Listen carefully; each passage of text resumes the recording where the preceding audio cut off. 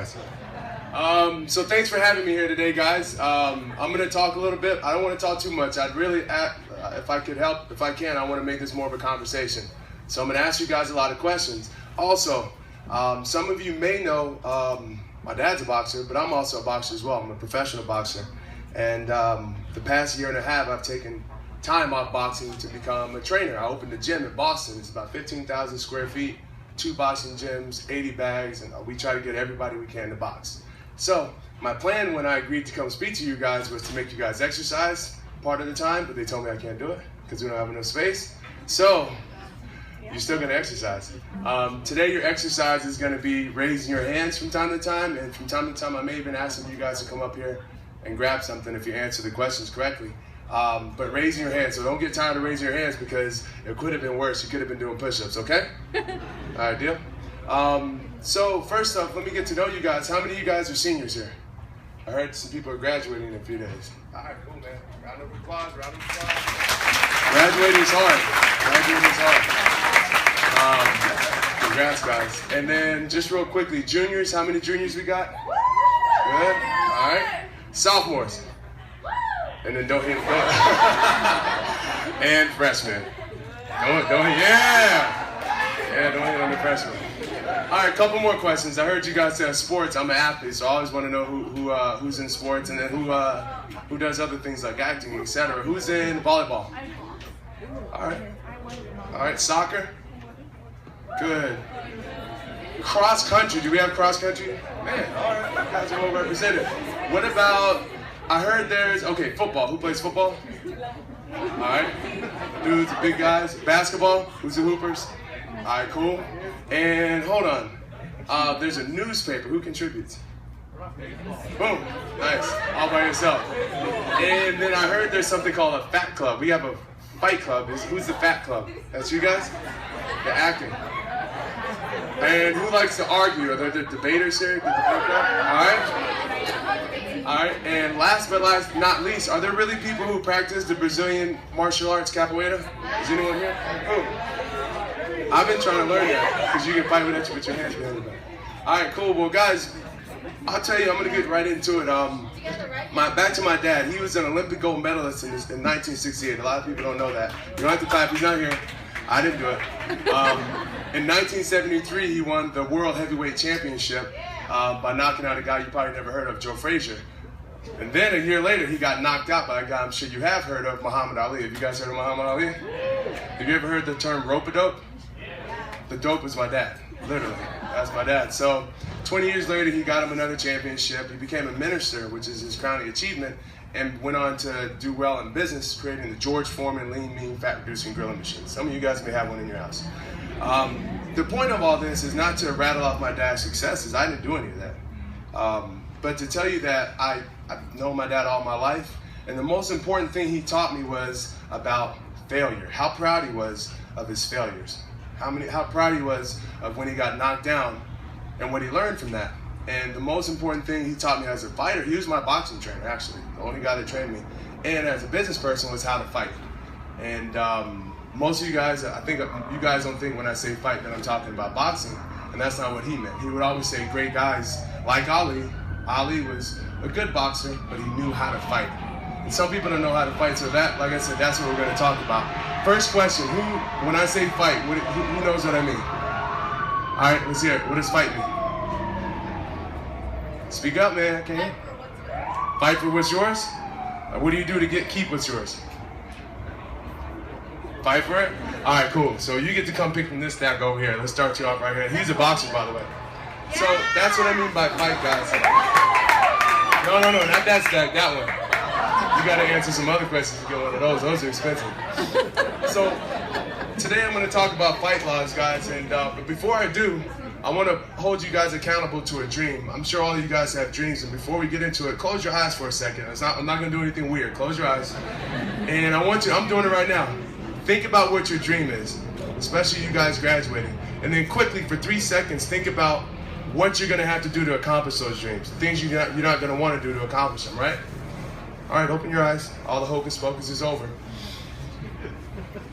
I promise you guys, all of you guys, whatever you were just dreaming, you absolutely can accomplish that. You can, and that's the worst part about it, because if you don't, you're going to be disappointed in yourself. You can, but you're going to have to fight. All those things you were thinking about that you have to do, you're going to have to get down, fight. You're going to have to fail.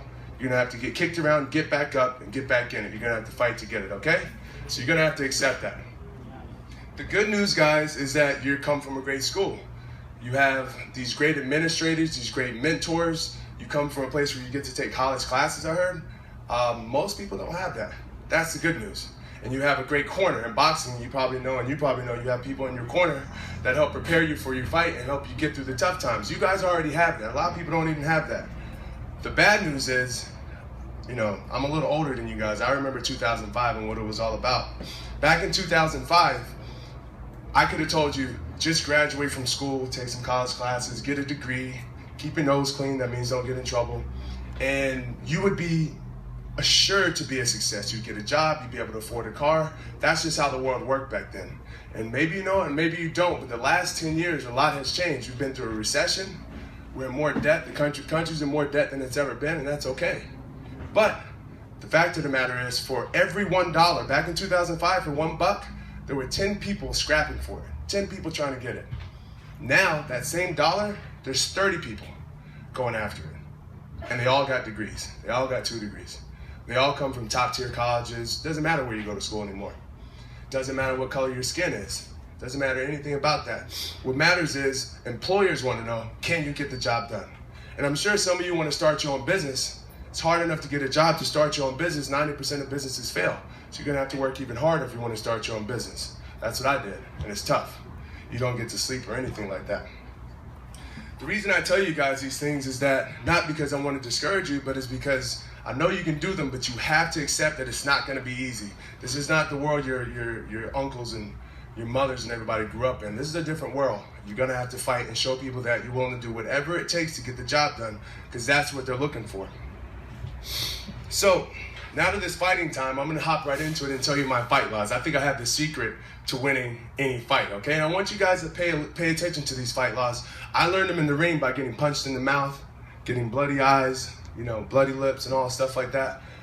You shouldn't have to learn them, all right? So pay attention. I'm going to rattle them down real quick, okay? All right, fight law number 1. Fighters make sacrifices. They have to. And when you think about success, whatever you were thinking when I said dream, whatever went through your brain, when you think about what you're going to have to do, you have to think about the sacrifices you want to make to accomplish that.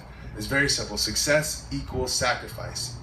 And you're going to have to be okay with sacrificing things that, not the things you need. You don't have to sacrifice water and maybe TV a little bit. You don't have to sacrifice those things. What you have to sacrifice is the things that you want, like having a girlfriend, having a boyfriend. You can't have those things when you want to be successful. That comes later. All right, you got it? All right? None of you guys have boyfriends and girlfriends, right? All right, of course not. Hanging out with your friends, guys, when you have better things to do and abusing your time. Can't do that. Focusing on being cool and being popular. Can't do that. That doesn't go along with success. And the most important thing is sleep. Who got 6 hours of sleep last night? 6 hours. 6 hours, barely? Good, 6. Anyone get 8? Yeah, you're gonna have to forget about that if you want to be successful, okay? So be prepared. All right, the next one. So remember, fighters make sacrifice. That's number 1. Pay attention, because that's how you're going to get into this stack over here. Number 2, fighters need grit. Who wants to tell me what I mean when I say grit? Grit, what does that mean? This is for pile, this is for this pile. What does grit mean? Who? All right, just because he seconded him, I'm going to go ahead and let him answer. What's grit? Grit is never giving up and striving to be successful, sir. Grit is never giving up and striving to be successful no matter what. All right, cool. Come up here, you got it. So guys, while he's collecting his hat, make sure you get one with a snap in the back. While he's collecting his hat, I want to ask you guys a few questions. Don't answer it. Answer it to yourself. Do you have grit? Answer these questions. Are you willing to work 30 days back to back with no break? No church. Oh, a day off for church and all that. Are you willing to work? I mean, I love church. My dad's a minister, by the way. I go to church 4 times a week when I'm at home. But are you willing to work 30 days back to back? Answer that question to yourself. Don't say it out loud. Are you willing to do the work? Like if you're in a company or you're on a team, do the work of the other people around you on your team or in your company and not get any credit for it. Nobody gives you any credit for it because you want to get the job done. Are you willing to do that, or do you need someone to pat you on the back? Are you willing to get knocked down, literally or physically, get knocked down and get back up and say, come on, give me some more, give me some more? Are you willing to do that? She is. All right. I respect that. Don't put your head down. It's okay. That's cool.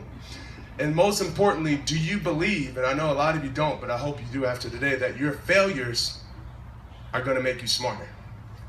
That's what grit's about. Your failures are going to make you smarter. Forget the fact they're going to make you stronger and better, but they're going to make you smarter. Every time you fail, you try something and you mess up and you don't succeed, your brain, literally, they've studied this, you actually get smarter. You make new pathways that say, now why did that happen? And when you try to do it again, you're going to have a better chance at doing it. If you don't stop, eventually you're going to be successful, okay? Fight law number 2, fighters have grit. Got it? All right, good. Next one.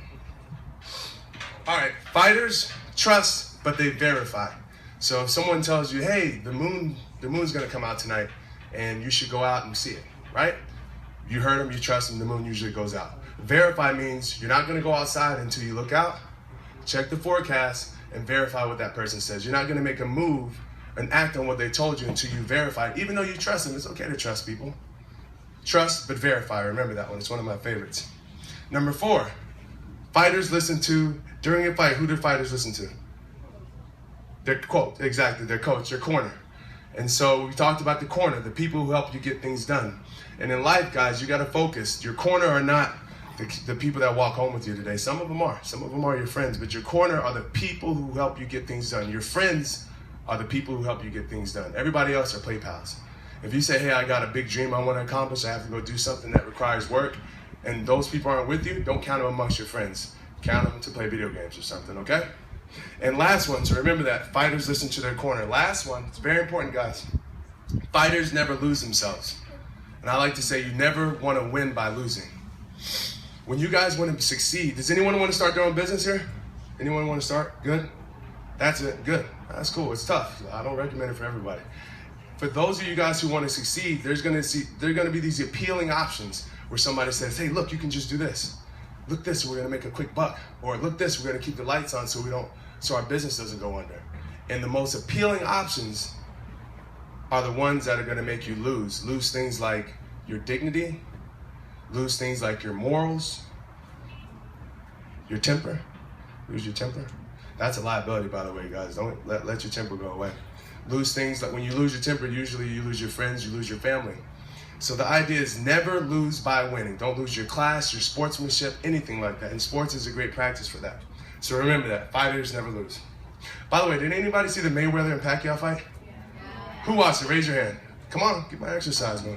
Who watched it? Who thought it was a fun fight to watch? No. It wasn't a great fight, guys. It wasn't a great fight. I'm going to tell you about a great fight that I was in. Probably one of the few great fights I was in. But pay attention because I'm going to go through the story, and at the end, we're going to refer to those fight laws, and I'm going to give out 5 caps, okay? All right. So, my dad, okay, he's my trainer. He's the worst trainer in the world, by the way. The way he trained me was the first thing he did was before I got to box, he said, you're going to run 10 miles in boots and heavy boots. And I said, okay. I never trained for it. And one day he woke me up and said, you ready? I said, no. He said, okay, I got your boots. Let's go. Put me on the road. We run 10 miles. I still have blisters, spots on my feet from 7 years ago from that run. Then he made me dig holes, dig them deep, till I could barely get out. And once I get to the point where I can't get out, then I crawl out, I almost can't get out, dump all the dirt back in. Then he made me chop wood, chop a tree down, biggest, right around here, with a hatchet. You seen a small axe like this? Stay out there all day until you get it done. Then the axe was like that was like a luxury. Chop it down, split it up in little pieces over the course of maybe 2 days, put it in a wheelbarrow, take it a mile to the back of the ranch, dump it in one of those holes, and then put the dirt on top. This is how he trained me. We didn't go to the weight room. Then he strapped me to a harness and put a truck on my back and pushed me for miles until I literally could not move my legs anymore. He wanted me to have a strong legs. He wanted me to have a strong back. These are the types of things we did. When I got to go to the boxing gym, I was like, boy, this is nice. That's how he trained me. It was tough. And then I get out there and fight, and one after one, first round knockout. Boom! Knockout, 30 seconds. Why did he train me so hard? Then he'd take me back into the locker room before the second fight and say, man, this guy, he can kill you. He's going to hurt you. Do this, do that, do this. All that training, I get out there, boom, boom, knockout. got me another knockout. I was like, this is pretty easy. And he kept putting these, they call them tomato cans, these big fat guys in front of me, so they could hurt me. I don't know why he trained me so hard. So over and over, I started to notice a pattern. So I said, look, why are you training me so hard? But I let him do it. He's my corner. He's preparing me for the unforeseen. So finally, had a couple of tough fights, but I still got my knockouts. Maybe one round, if you made it into the second round, you were lucky with me. And I started to get kind of cocky. Like, I sound cocky right now, right? And I had a fight coming up. And sure enough, he's training me hard, making me run miles. You can't do this. You better not have a girlfriend. I thought he had like spies on me. You can't eat this. You can't do this. You can't go out. Where are you at all times, 24/7 watch. I'm 28 years old. So finally, I have a fight in Virginia Beach that I've been training for, and I'm really fed up with him because I'm like, here we go again. He's going to try to kill me in the gym. I'm going to get a one-round knockout, whatever. The promoter calls me. You guys know what a promoter is? All right, that's for this pack. Who's a promoter? What's a promoter? Speak quick. Man, you're going to get everything. All right, what's a promoter? When, like a sponsor. Sponsor, what does he do in boxing? He gets the fighters. All right, cool. This pack over here, you got headbands, all right? Good job. So guys, promoters, you keep getting some. I can't give it all to you. Promoters are Don King. You've heard of Don King and like Mike Tyson or Oscar De La Hoya. Has anyone, you could have heard of Oscar De La Hoya. He's a promoter. He puts on the fight. So anyway, the promoter calls me and he says, hey, how you doing, man? What's going on? He's kind of greasy guy. He said, don't worry about this guy you're going to fight. Don't be nervous. He said, he's out of shape. You sparred him in the ring. You sparred him in the boxing gym and you beat him. I said, really? I don't remember the guy. He said, yeah. And he's big, he's fat, out of shape. Fat just like me, and he was fat. So I trusted him. I said, okay. They're gonna put another one of these guys in me I can just knock out. So I go back to the gym, and then my dad meets me with, do this, do that, do that. And I'm sick of him by this point, but I don't say anything. And he kept making me practice this combination. Right uppercut, left hook, right hand. Over and over and over. Right uppercut, left hook, right hand. Probably 5,000-6,000 times, no joke. So as the fight got closer, I started to think, you know what? I'm gonna say something to him. And one time, I remember one day I was so mad that I said, you know what? I'm gonna hold my breath, because then I'm gonna pass out and he'll know he pushed me too hard. He's gonna learn his lesson. And it didn't work. I just got lightheaded, so don't try that. So anyway, we get to the fight and the weigh-in's coming up. So I get up, you know, the weigh-ins where you take your shirt off and flex and all that. And I'm waiting for the opponent. I'm like, where in the world is this guy? And I'm sitting there. I'm like, uh-oh, I hope he's not a no-show. We're in Virginia Beach. They called the guy's name. His name was Eric Lindsay. He's standing right next to me. And he wasn't fat and out of shape like me, you know? He wasn't none of that. He pulled off his shirt, and he had a six-pack of abs. Muscles in his back, his arms, his neck, muscles in his head, in his forehead. Like, he looked like Arnold Schwarzenegger when he was young. And I was like, why in the world would they put me in the ring with this guy? I'm supposed to get my knockout. So I didn't even want to take my shirt off when I saw him. So I took it up, put it back, and the promoter comes up and he said, hey, George, what do you think? I said, man, what do you think? And I left. So cut to the fight, man. So remember, I'm getting all these round one knockouts. So I get out there, I'm bouncing around saying, whatever, I'm going to get my knockout. And I go out there, within 30 seconds, boom! All I remember is that.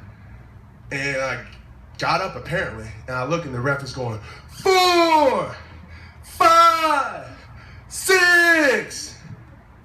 And I said, man, who in the world is he talking to? I look and I don't see the opponent behind me. He's over there. I'm like, he's got something confused. Why is he saying that to me? 7, 8. I was like, all right. So anyway, I looked to the people in my corner, and most of them were my family and friends. My dad was there, but none of them had nothing to say. The people that weren't hard on me, they didn't have nothing to say. They were quiet as a church mouse, as they say. Shook, because they thought, oh, he's going to get knocked out. I thought maybe so too. So anyway, all I heard was, remember that guy I hated, my father, I was so sick of? He said, don't worry, man, just use your legs, move around. So, just use your legs, move around. So I get going. I still don't know why everybody's acting all crazy. And so the opponent, who's winning now, he's winning the fight, he's got a knockdown. He starts going like this, shucking and jiving, talking trash, going like that. It's literally, this is fact. After he just dropped me, he should have just got in there and tried to knock me out, doing all that. And so I went to get him, and he was actually a lot better than I thought. So I couldn't hit him with a jab, couldn't hit him with a right hand, none of these one punches. And finally, he grabbed me. And then he jumped off for a split second, and I didn't even think about it. Right hand, Left hook. I missed with the right hand. Left hook landed, and he laid flat on the ground, fast asleep. No more talking trash like Mayweather. So, after that, I go to my father, and he laughed. He said, it's different when the rabbits got the gun, huh? I don't know if you guys know what that means. But anyway, he said, I said, man, were you worried when I got knocked down? And he said, no, I wasn't worried. I wasn't worried. I knew you were going to get back up. He said, because I prepared you. He said, I had you pulling those tractors. He had me pulling things through mud. He had me drop my face in the mud one time while I was pulling a tractor on a horse track. All this stuff. And he's like, I did all that, so I knew you had the legs to get back up. No big deal. So I knew he couldn't stand up to that. So I wasn't worried. And I was like, yeah, well, good for you. You should have got in there and fought him. So anyway, guys, that's the story. And in that story, all these things we talked about is present in that story. So what we're going to do, if you guys want to go over to this stack, I got to get rid of some of these hats. I'm going to go to different points of the story, and I want you to tell me which part of the story exhibits which fight law, okay? Let me run through the fight laws real quick. Fighters make sacrifices, remember that. Fighters have grit, true grit, true grit. Fighters trust. They always verify. They want to know the facts. Let me get the facts too, even though I trust you. Fighters listen to their corner. Number one, they have a corner. These people around you, they're your corner. They listen to their corner. And fighters never lose themselves. They never win by losing. Okay, you guys ready? All right, get ready. So I'm going to pick the first hand that pops up.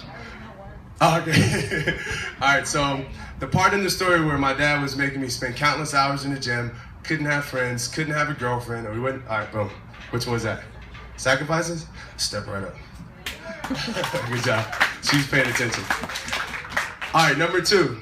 I'm going to try to make this harder. When I got up off the canvas, that was apparently built into me because I had to go watch the tape to see myself get up. When I got up off the canvas and went back out there to fight the guy, what's fight law? Right, she caught you. Having your grip, that's right, go ahead. So make sure, some of these are big, so I would pick the one with the snap on the back if you have a smaller head, or you can grab one of those. All right, so number three, fighters trust, or you can get a big one if it's for your brother or something.